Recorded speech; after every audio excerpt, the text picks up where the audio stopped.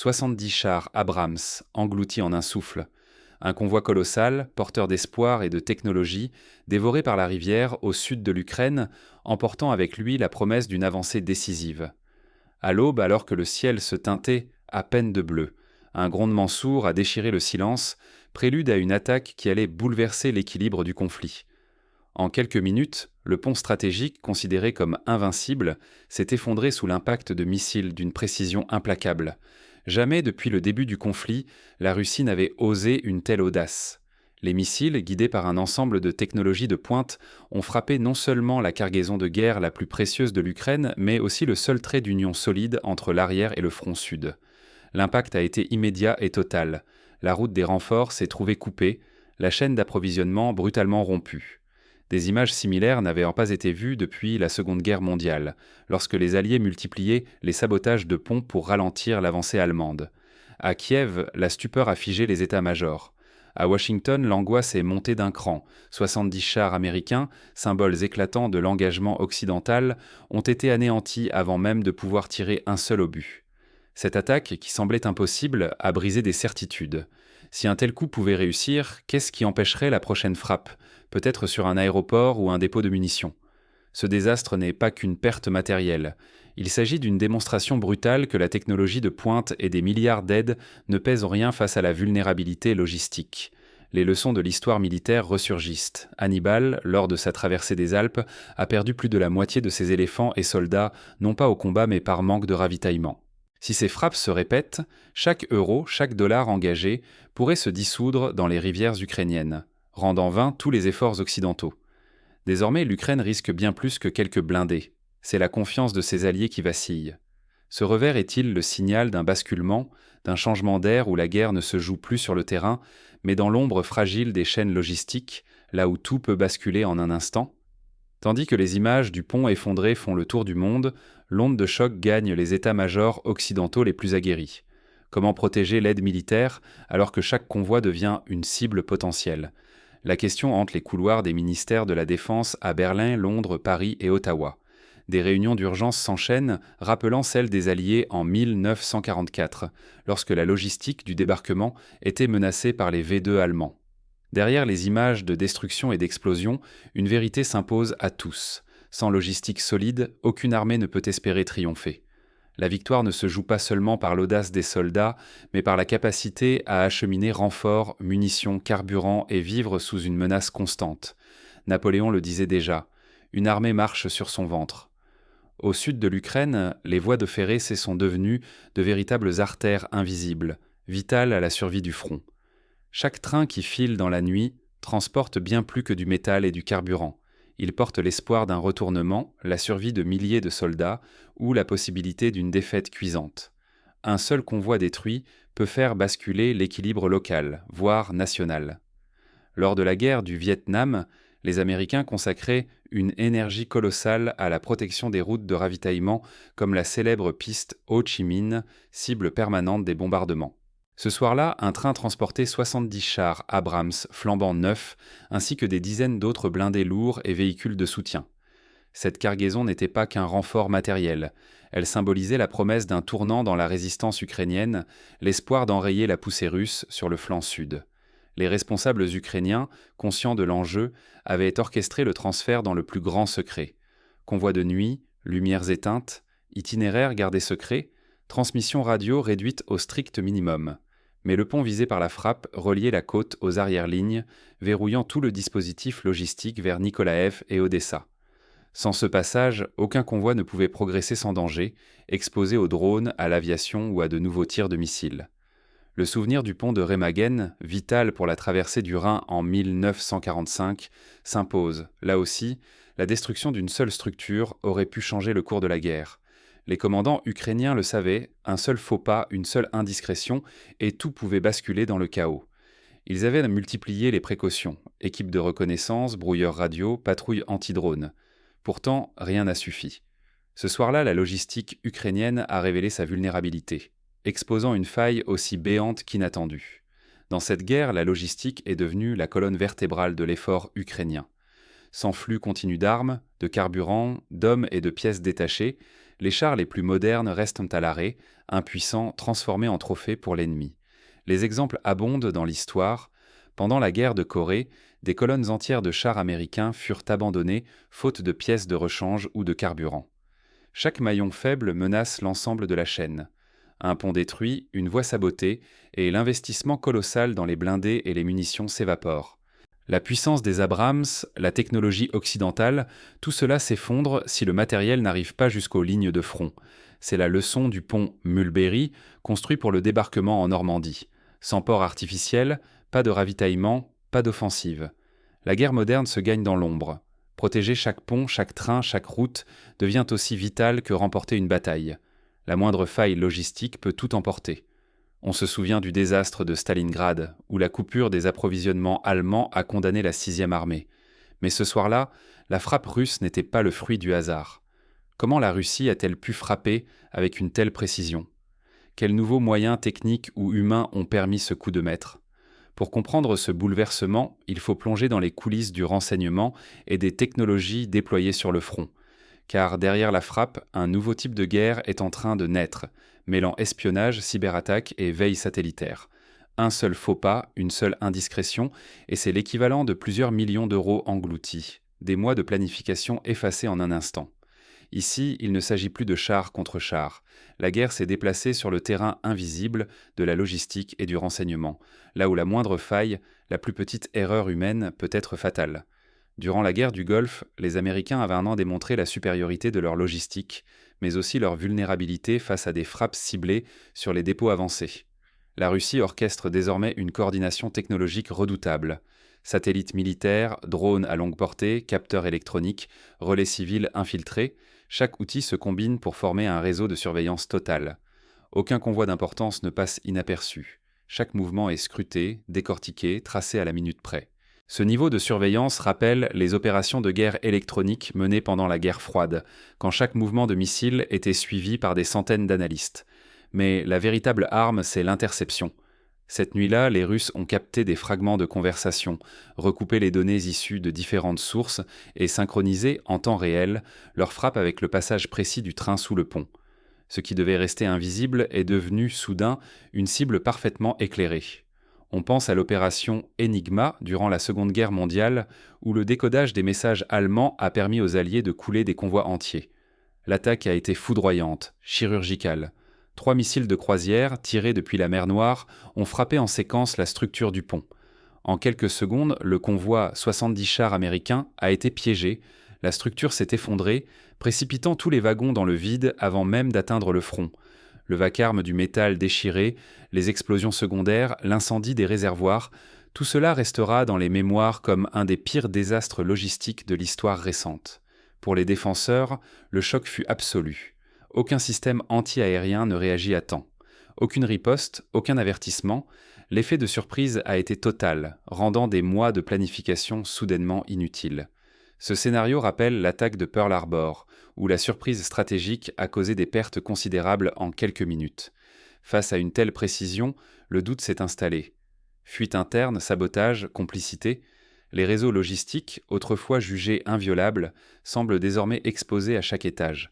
La peur s'insinue dans chaque décision prise au sommet, sapant la confiance et la capacité à réagir vite. Pendant la guerre froide, la crainte de l'espion infiltré hantait chaque centre de commandement.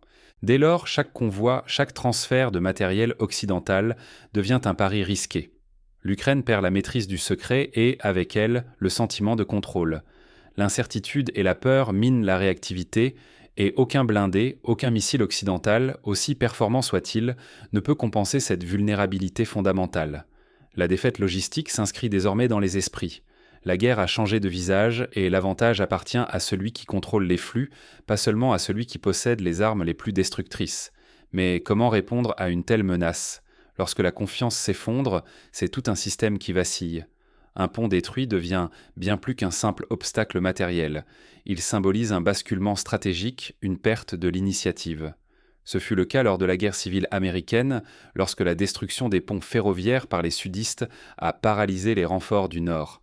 En quelques instants, la destruction du convoi et du pont a figé la logistique ukrainienne sur l'axe sud. Durant plusieurs semaines, plus aucun renfort n'a pu circuler, Aucune contre-attaque n'a été possible. Sous l'eau, 70 chars Abrams, flambant neufs venus des États-Unis, reposent, témoignant d'un échec qui dépasse la simple perte matérielle. Le même type de blocage avait déjà paralysé les forces allemandes devant Leningrad en 1942. À Washington, le débat s'envenime. Les Alliés doutent de la pertinence de livrer de nouveaux chars, redoutant qu'ils ne subissent le même sort que les précédents, neutralisés avant d'atteindre le front. Chaque blindé perdu avant même un tir est un coup dur, mais c'est surtout la confiance dans l'efficacité de l'aide occidentale qui chancelle. Les précédents historiques abondent. Lors de la guerre d'Indochine, la destruction des convois français par le Viet Minh a accéléré la débâcle de Dien Bien Phu. Le choc psychologique est immense. Pour la première fois, le mythe de l'invincibilité du char Abrams s'effondre, tant dans l'opinion publique que sur le terrain.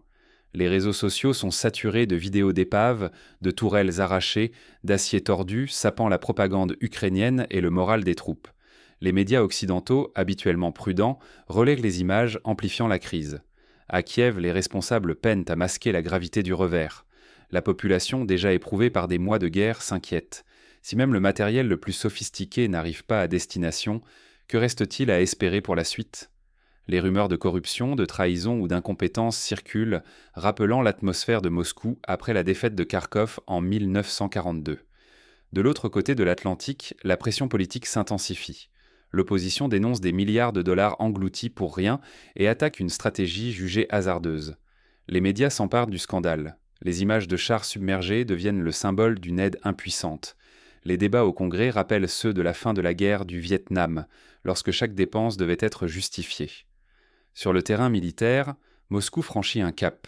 Le front n'est plus seulement terrestre, mer, air et terre s'unissent dans une nouvelle doctrine d'intégration totale. Les frappes ciblent désormais les artères vitales, la logistique, les dépôts, les ponts et les rails, tout ce qui nourrit la guerre. Pour la première fois, la Russie assume une stratégie de frappe systématique pour asphyxier l'Ukraine à la racine, à l'image du blocus de Leningrad ou des raids alliés sur Hambourg. Ce déplacement du centre de gravité alarme les états-majors occidentaux. Il ne s'agit plus de remplacer le matériel détruit, mais de savoir s'il est encore possible de sécuriser les flux.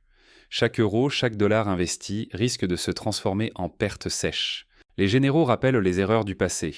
Lors de la guerre Iran-Irak, l'incapacité à protéger les infrastructures a coûté la victoire à plusieurs reprises. Un nouveau déséquilibre s'installe. Si la Russie maintient la pression sur les flux logistiques, l'Ukraine risque d'être progressivement coupée de ses ressources, pendant que l'Occident verrait son image s'effriter sur le terrain comme à l'international. Les conséquences pourraient en dépasser le cadre du conflit. Affaiblissement de l'influence occidentale, renforcement de la crédibilité russe auprès de ses partenaires. Face à cette réalité, une question obsède décideurs et soldats. Comment rétablir la confiance et briser l'étau ? L'avenir du conflit pourrait bien se jouer non plus sur le champ de bataille, mais dans l'ombre des corridors logistiques. Les stratèges étudient les solutions. Multiplication des itinéraires, recours à des convois plus petits, camouflage, guerre électronique. À l'ère du renseignement instantané, chaque faille coûte désormais une fortune. En quelques instants, des années d'efforts et d'argent s'évaporent, non plus par des batailles rangées, mais par l'incapacité à protéger ce qui circule derrière les lignes. La guerre moderne a changé de visage. Ce n'est plus la quantité ni la force brute qui fait la différence, mais la finesse de la préservation et la rapidité du déplacement. Le sort d'un conflit se joue sur la capacité à faire traverser, intacte, chaque char, chaque canon, chaque cargaison à travers des zones où tout peut basculer. La protection des flux logistiques est devenue la priorité absolue. Multiplier les convois ou renforcer l'armement ne suffit plus. Il faut brouiller les pistes, dissimuler les mouvements, varier les itinéraires, décentraliser les stocks, recréer un écosystème logistique agile et résilient. Plus la chaîne est visible, plus elle devient une cible idéale. L'avantage technologique ne pèse plus rien sans une sécurité informationnelle extrême et une logistique résiliente. Les drones scrutent chaque recoin, les satellites enregistrent chaque déplacement, la moindre fuite peut anéantir des mois de préparation. La logistique doit se penser comme un réseau nerveux, capable de s'adapter au moindre signal d'alerte. Intégrer le cyber, le renseignement et la guerre électronique à chaque étape est devenu impératif. Plus aucun mouvement ne doit s'effectuer sans couverture électronique, sans surveillance et sans capacité à brouiller l'ennemi ou à tromper ses capteurs. L'anticipation et la coordination instantanée sont désormais le socle de la survie sur le champ de bataille. Des scénarios concrets se dessinent, convois fractionnés, appui par des leurres électroniques, utilisation de wagons banalisés, déploiement de brouilleurs mobiles.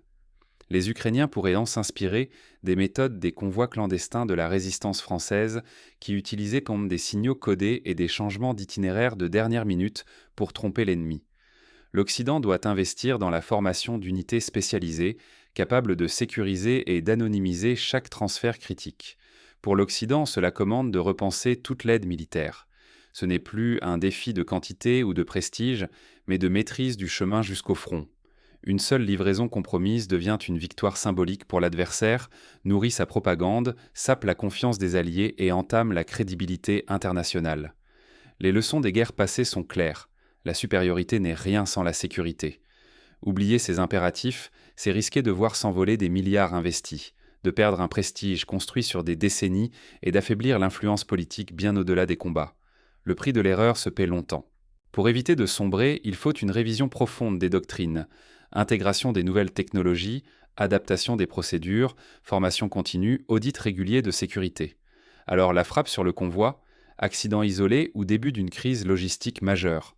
Un choc qui impose de revoir d'urgence doctrine, priorités et stratégie. La Russie vient de démontrer que l'aide occidentale, aussi massive et sophistiquée soit-elle, peut être neutralisée en temps réel. Cette réalité oblige à changer de paradigme avant qu'il ne soit trop tard. La prochaine cible se prépare peut-être déjà dans l'ombre, et chaque seconde compte pour ceux qui refusent d'évoluer. Les stratèges le savent, on ne gagne pas deux fois la même guerre avec les recettes d'hier. L'histoire est remplie d'exemples similaires. L'armée française de 1940, trop confiante dans sa ligne Maginot, fut prise de vitesse par la guerre éclair allemande. Ce qui vient de frapper le convoi n'est pas un simple revers. Persister dans les vieilles certitudes, c'est condamner ses forces à revivre le même cauchemar, encore et encore. Renoncer à anticiper, c'est laisser l'ennemi choisir le moment du choc. La sécurité des flux n'est pas un luxe, c'est la condition de la victoire. L'histoire militaire regorge de désastres nés de l'aveuglement stratégique. Le vrai prix ne se mesure pas en chars ou en trains, mais en erreurs répétées. Aujourd'hui, chaque euro, chaque dollar, chaque minute perdue pèse lourd, bien plus lourd que n'importe quelle pièce d'artillerie. La destruction de 70 chars Abrams n'est qu'un symptôme. Les recettes du passé ne fonctionnent plus. Désormais, tout se joue sur la mobilité, la sécurité des routes, la rapidité d'adaptation. S'imaginer que le prestige ou la quantité des armes suffisent, c'est ignorer le vrai terrain de la guerre moderne. Alors posez-vous la question, si une frappe coordonnée, appuyée par le renseignement et la technologie, peut anéantir l'aide occidentale la plus avancée, qui sera visée demain ? Jusqu'où cette guerre de la logistique peut-elle aller ? Il faut avoir le courage d'ouvrir le débat. Faut-il repenser en profondeur notre vision de la guerre moderne ? Quelle solution, quelle doctrine pourrait sauver l'Ukraine d'un étranglement logistique ? Exprimez vos analyses, vos idées et vos scénarios dans les commentaires, sans détour. Car manquer ce virage, c'est risquer d'être balayé lors de la prochaine offensive.